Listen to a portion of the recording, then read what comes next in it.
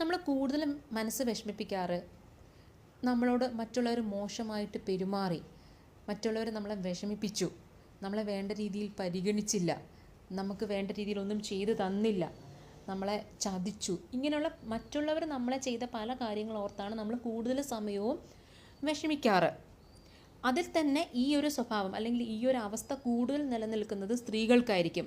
സ്ത്രീകളിൽ തന്നെ വീട്ടമ്മമാർക്കായിരിക്കും ഇത് കൂടുതൽ, അതായത് വരുമാനമില്ലാത്ത വീട്ടമ്മമാർക്കായിരിക്കും ഇത് കൂടുതൽ അനുഭവപ്പെടാറ്. അവർക്ക് വേണ്ടിയാണ് ഞാനിത് പറയുന്നത്. നിങ്ങളൊന്ന് ആലോചിച്ച് നോക്ക്, മറ്റുള്ളവർ നമ്മളെ വിഷമിപ്പിച്ചേക്കാം, പക്ഷേ നമ്മൾ നമ്മളെ തന്നെ ഒന്ന് വിഷമിപ്പിക്കാതിരുന്ന് നോക്ക്. മറ്റുള്ളവർ നമുക്ക് വേണ്ടി ഒന്നും ചെയ്യാതിരിക്കാം, പക്ഷേ നിങ്ങൾക്ക് വേണ്ടി എന്തെങ്കിലും ഒന്ന് ചെയ്തു നോക്ക്. മറ്റുള്ളവർ നമ്മളെ പരിഗണിക്കാതിരിക്കാം, പക്ഷേ നിങ്ങൾ നിങ്ങളെ തന്നെ ഒന്ന് പരിഗണിച്ച് നോക്ക്. മറ്റുള്ളവർ നമ്മളോട് മോശമായിട്ട് സംസാരിക്കാം, പക്ഷേ നിങ്ങൾ നിങ്ങളെ തന്നെ ഒന്ന് മോശമായിട്ട് സംസാരിക്കാതിരിക്കുക മറ്റുള്ളവരോട്. ഇങ്ങനെയൊക്കെ ചെയ്തു നോക്ക്. അപ്പോൾ നമുക്ക് തന്നെ നമ്മളെ സന്തോഷിപ്പിക്കാനാകും. മറ്റുള്ളവർ നമ്മളെ വിഷമിപ്പിച്ചാലും ഇങ്ങനെയൊക്കെ ചെയ്ത് നമുക്ക് നമ്മളെ തന്നെ സന്തോഷിപ്പിക്കാനാകും.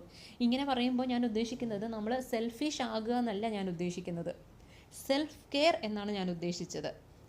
നമ്മൾ ഉയർന്ന സമയത്ത് നമ്മുടെ ചുറ്റിനുള്ള ആൾക്കാരെ നമ്മൾ സ്നേഹിക്കണം, അവരെ നമ്മൾ സഹായിക്കണം, അവർക്ക് വേണ്ടതൊക്കെ ചെയ്തു കൊടുക്കണം, എല്ലാം ചെയ്യണം.